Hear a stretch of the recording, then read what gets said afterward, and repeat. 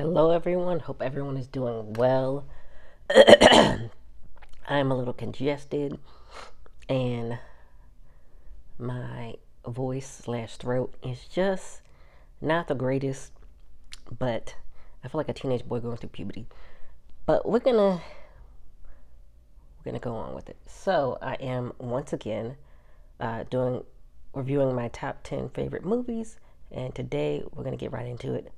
At number 6 is the movie Precious. It is a drama. Um, the synopsis is it talks about a young woman struggling against poverty and abuse. That's the Wikipedia, uh, like official Wikipedia page definition. And it introduces Gabourey Sidibe in her first acting role. And it came out November 6th, 2009. And it's directed by Lee Daniels. So the cast, we got Gabourey Sidibe as Clarence Precious Jones. She's the main character. And then Monique as Mary Lee Johnston, Mary's abusive mom. Paula Patton as Miss Blue Rain. She's Precious's alternative school teacher. Mariah Carey as Miss Weiss. She's Precious's social worker who helps her in the welfare office. Lenny Kravitz as Nurse John McFadden, a nurse who shows kindness to Precious when she goes to have her second child, her son Abdul. Nella Gordon as Mrs. Sandra Lichtenstein. She's the principal at Precious's old school before she gets sent to the alternative school. Sherry Shepherd as Lisa Cornrows. Precious calls her Cornrows for some reason. Precious calls her Cornrows. I mean, because she does have cornrows, but I guess she don't remember her name. China Lane as Rhonda Patrice Jones. She's one of the classmates that Precious has at the alternative school. So all the next names are going to be people for the alternative school. Amina Robinson as Jeremiah Hicks, who is another classmate of hers. Shoza Rokenmore as Joanne. I feel like I'm missing people. Whoops. So I was supposed to put the other classmates, and I think I forgot. So give me 1 second. Yeah, I knew I was forgetting to add something to my notes, of course.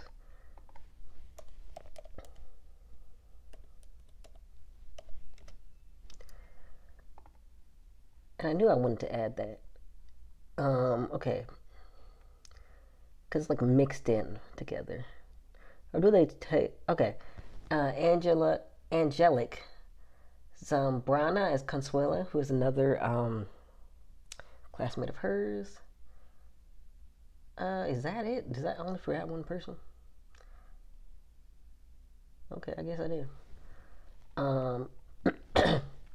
And then there's Rodney Bear Jackson as Carl Jones, who is Precious's abusive, incestuous, rapist father. Let me go back to my notes. And who else am I missing? Mariah Carey and Kravitz. Oh, Aunt Dot as Tootsie. That's Mary's mom and Precious's grandma, who takes care of Precious's first daughter named Mongo, who has Down syndrome. Oh, I did not forget that in my notes. See, I didn't even scroll down far enough.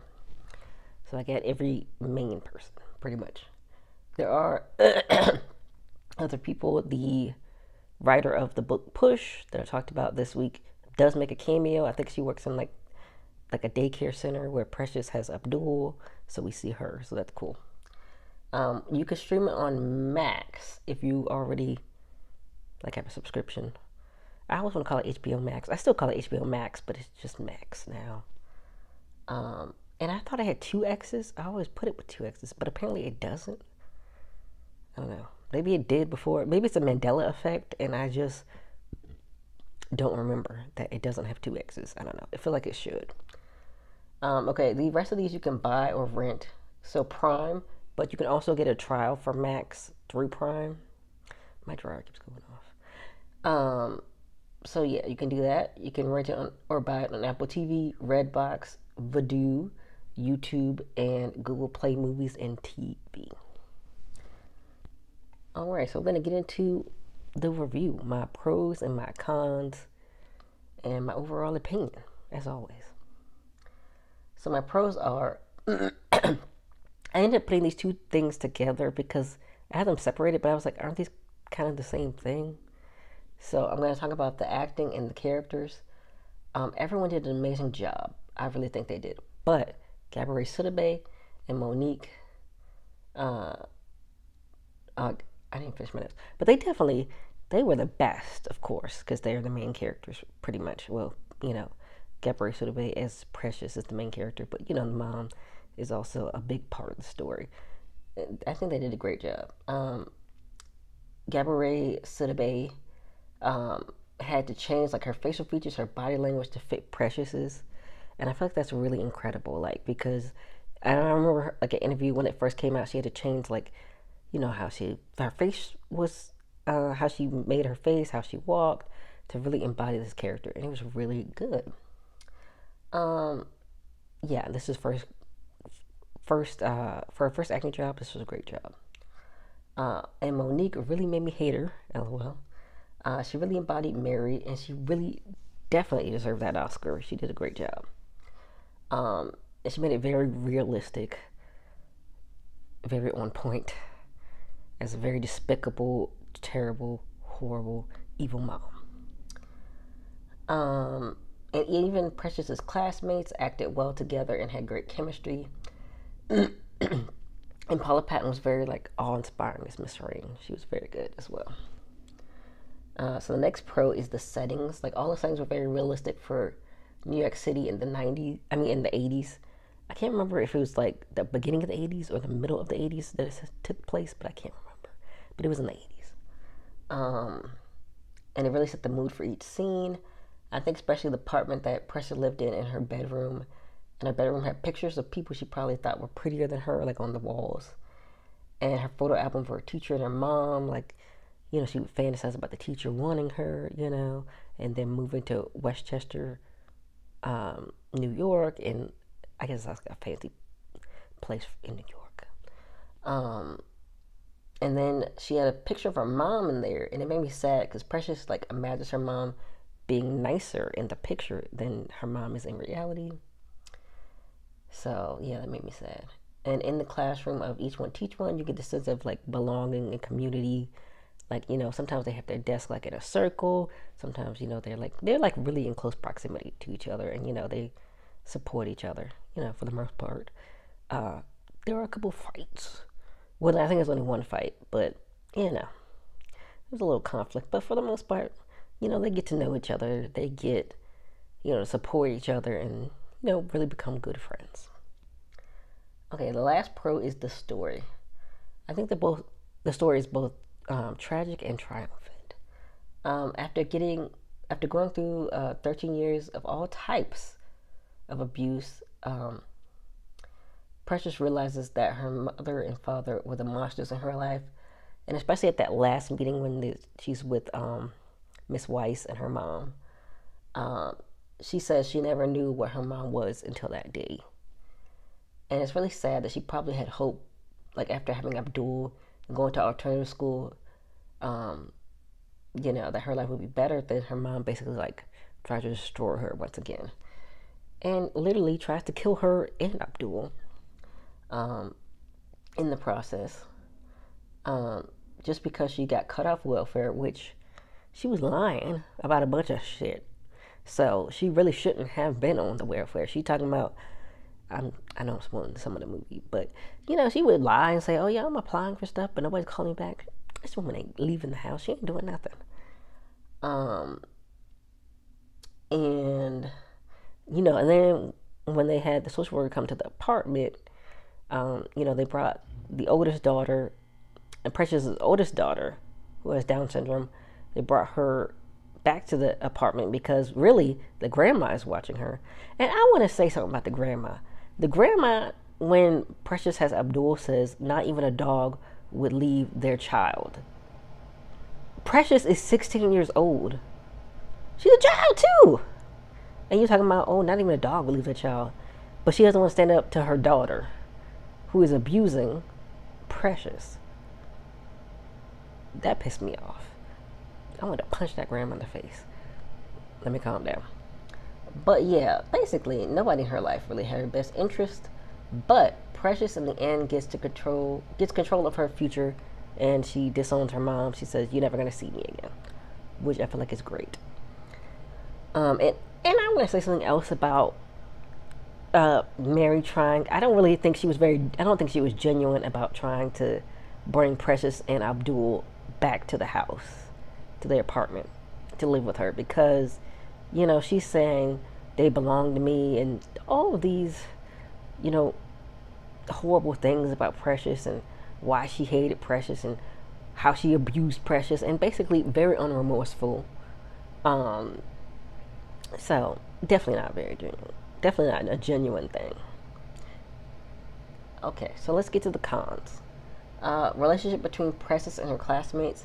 It seemed like all the classmates were very close to Precious and one of her best interests at heart.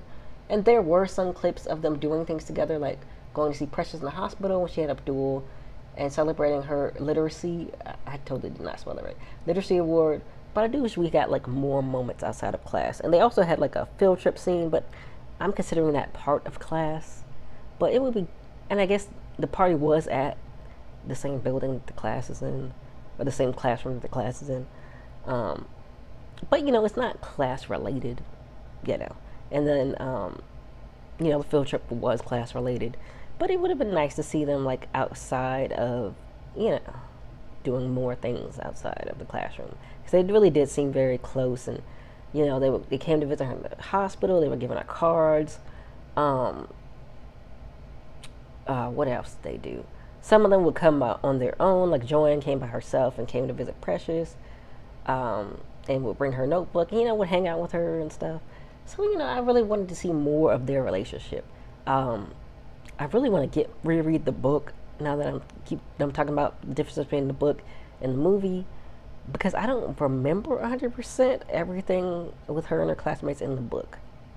But yeah, I highly recommend reading the book Push if you have not.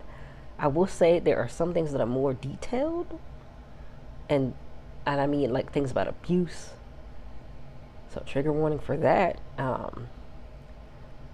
If you want to read the book, of course the whole story is about abuse, but in the book it is more detailed. And I remember in an interview Monique said that there were some things that were just too much for her, so she didn't want to do them because she was a victim of child abuse herself. So there were things that she didn't want to do, but, you know, then Lee Daniels told her, you know, okay, you did a good job, you gave me everything I needed, basically. So, and my last con is the changes to Miss Rain. So I didn't pay attention to this in like my first viewing of the movie, but in the book Miss Rain is dark skinned, but in the movie she's light skinned. Also, she has locks, like long locks. And I didn't put that detail, but that is also part of her description. Which I do know Precious did want to be lighter, because she talks about that a lot. And I wish they had stuck to the description in the book, because Precious could have seen like that being dark skinned isn't a bad thing. Which, of course, by the end of the movie she does accept herself how she is. But it would have been nice to have a teacher that like also looked like her, like in the book. Especially like having such a completely different looking women compared to the book and to the movie. And it's nothing against Paula Patton. She didn't cast herself. Yeah, know what I mean? But that would have been nice. Alright. So my overall opinion, of course, it's a 10 out of 10. They're all 10 out of 10s, of course. It is a very hard watch, but in the end, you feel hopeful for Precious and her kids. That they will have a much better life after the ones they had before. I guess Abdul, I mean, something does happen to him, but it's not like, I don't know, and they don't really say like if Mongo lived with them at any point. They just say that she's with the grandmother. So who knows what possibly happened to her, like before you know, the start of the movie. Um, I'm also glad that Precious was able to distance herself from her mom and truly see her for the evil woman she was. And I think everyone did a great job acting and embodying their characters. And I do wish we had a more book accurate Miss Rain and more interactions with Precious's classmates. But overall, I recommend seeing it at least once and being inspired by how far Precious comes by the end of the movie. So I want to talk about something that I have not really found a whole lot of information on, and I want to like analyze it. So there's like some sites say it's orange, some say it's red. I think it's orange. And one article I read actually said that the scarf was orange at first, and then also mentioned it was red in the same article. And I'm like, yeah, I ain't proofread this to make sure you didn't make sure everything was consistent. So, but it's the orange / red scarf and Godmother symbols. So I've been able to find only a few articles and analyses talking about this, and it really stuck out to me as something minor that like never really gets talked about when like people analyze or review the film. I think one theory that I liked from one article was that the scarf was like the only color / bright spot in Precious's life, because in the beginning of the movie everything's like in black and white, and then you see the scarf is in color. And also, like, in contrast, they talk about this. I can't remember if it's the same article, if it's a different one, but they talk about how everything's kind of drab and like dull in like Precious's apartment or like in her reality, and like there's only natural lighting. There's no like bright lights or anything. But in her like fantasies, everything's bright, everything's colorful, everything's exciting. She's a movie star. She's a model. Everything's like just so exciting and so bright, you know.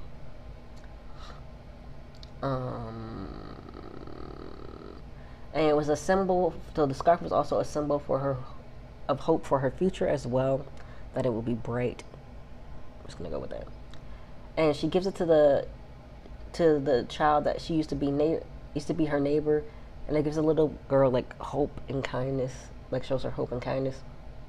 Because I think the little girl is also being abused. That's implied because she has a black eye, and you know, she always is trying to interact with Precious. And I will say the first time, you know, Precious, you know, she was just kind of like, just leave me alone, kind of annoying. But then, of course, the second time, you know, after the mom tried to kill her and her son, you know, she's very distressed, you know.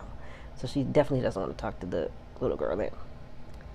But, you know, she does make up for it, you know, and gives her the scarf and, you know, gives her some kind of hope. And I have not been able to find anything on the Godmother, the Fairy Godmother, from Precious's like first daydream sequence that actually gives her the scarf. I think it was a way for Precious to give herself some kind of kindness and know that not everyone around her was bad. And I think that was a way for her to protect herself from the evil around her, like she did with her daydreams. And I feel like Precious really wanted to find someone like that in real life. Well, in the movie real life, you know what I mean. In the real life of the movie world for Precious, you know. And she ended up finding many people who showed her kindness. You know, Miss Rain, all of her classmate friends, Courtney Rose, Nurse John. You know, there's a bunch of people that were able to like show her kindness throughout the movie. So yeah. So those are my thoughts on Precious. Have you seen Precious? I want to add one more thing. I was gonna analyze this, but I feel like people talked about this a lot with the movie, that like so many negative things are happening to Precious that it was like people thought maybe it was maybe unrealistic, but more so stereotypical. Like, you're black, you're abused, you know, you're a black person in the ghetto, you're overweight, you're abused, you get HIV, you get pregnant, there's incest. Like, they felt like there was too many tragic things that happened to Precious. And I feel like it's not unrealistic, but of course it is like a lot to go through for one person, you know. And then also, you know, with the one scene where there were these boys on the street like heckling her, you know, and one of them pushes her, and it's like, you know, there's like but I also feel like that's kind of that is very realistic, especially for like a dark skinned overweight child. You know, you're constantly getting, not all, I'm not gonna say all dark skinned overweight children are like treated badly, but you know, you're not society's, you're not the beauty standard. You know what I mean? It's white, blonde, thin, you know, um, and anybody who's like different, especially when you're overweight or you're disabled, because she also has dyslexia because of her reading. Um, you know, and having all of these things like up against you is like a lot. And some people, you know, their upbringing can be really rough because of how they look, how they, where they come from, the poverty, if they have abusive parents or not. Which, of course, if you have abusive parents, they're not going to be treating you nicely, not encouraging you. Um, so that can definitely be realistic to me. So I just want to talk about that a little bit, um, and just share my thoughts on it. I feel like it could be realistic. Is it stereotypical? Maybe, but I also feel like it could be realistic. And it's interesting because I read something where Lee Daniels was like embarrassed to have like a nationwide distribution instead of him having it like you know, like how some indie films have like limited releases, because he thought it was like portrayed black people in a negative light, but he still decided to direct the movie. So I don't know, that was just a weird thing for me. But yeah, have you seen Precious? Did you like it? Did you hate it? Was it a one-time viewing for you and you were like, I'm good after that? If you want, you can let me know in the comments, and I will see you all next week.